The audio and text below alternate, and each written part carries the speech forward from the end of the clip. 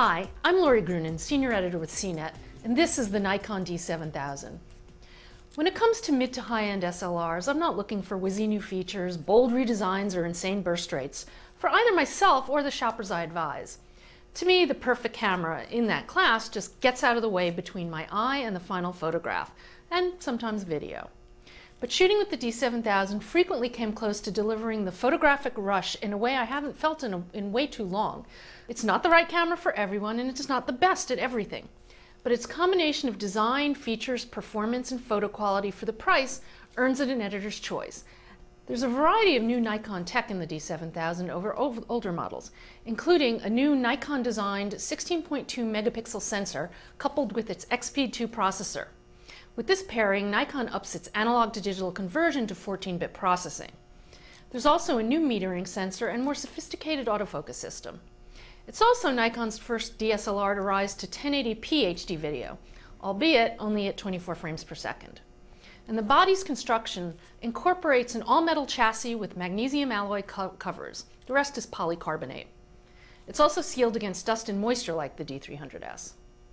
It's not a lightweight camera, but it feels very sturdy and well built, with a solid grip and enough heft to offset the weight of many heavy pro lenses. The viewfinder's lovely, especially compared to the dim, squinty ones found in the cheaper SLRs. It's relatively bright with 100% scene coverage, an optional grid overlay, and large autofocus area indicators. Rubber covers hide the connector for composite and HDMI video, USB, and a mic and proprietary GPS connector. There's also a cleverly designed movie/live mode switch and dedicated record button. The location of the lock release button for the release mode dial on the D7000 is toward the back instead of the front as it is on the D3S. It's a subtle change, but I find it easier to use this way. I can hold it down with my thumb while turning the dial.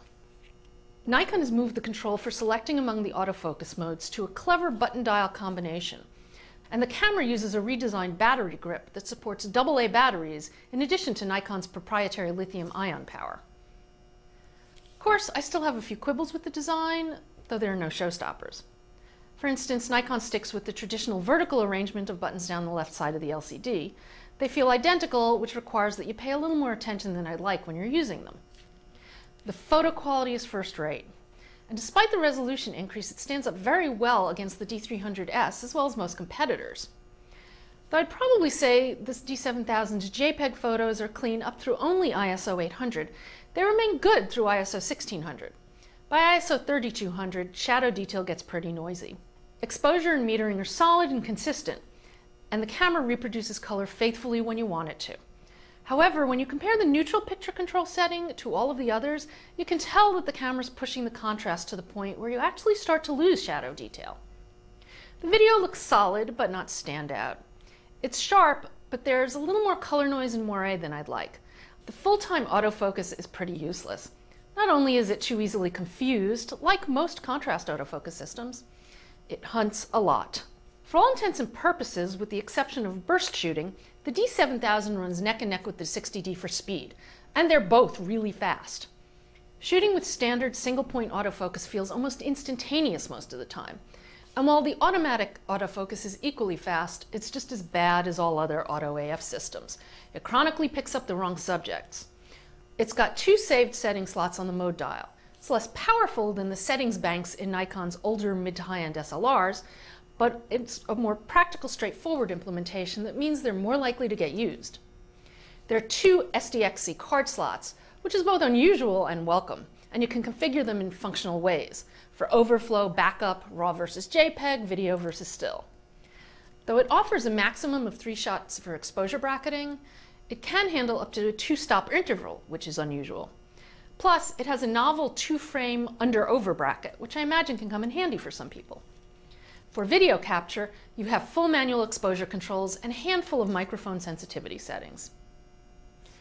The D7000 looks like both a compelling, cheap alternative to the D300S and a significant upgrade over the D90 for not a lot of money. For video shooters, the cheaper 60D still has a slight edge.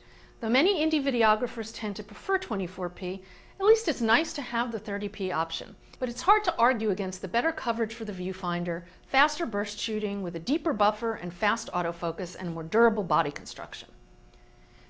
The D7000 stands out as a great camera for experienced photographers and pros who don't have specific needs like full frame or the fastest burst possible.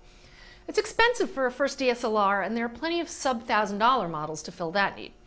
But if you're ready to replace your current DSLR with something a little more powerful, a look at the D7000 should top your to-do list.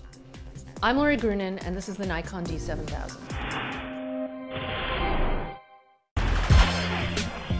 What's up, Brian Tong here, and if you want the scoop for all the good and bad inside the Apple world, then the only thing you should be watching is CNET's Apple Bite. I'll give you the latest news, rumors, tips, apps of the week, and even call out the bad apples.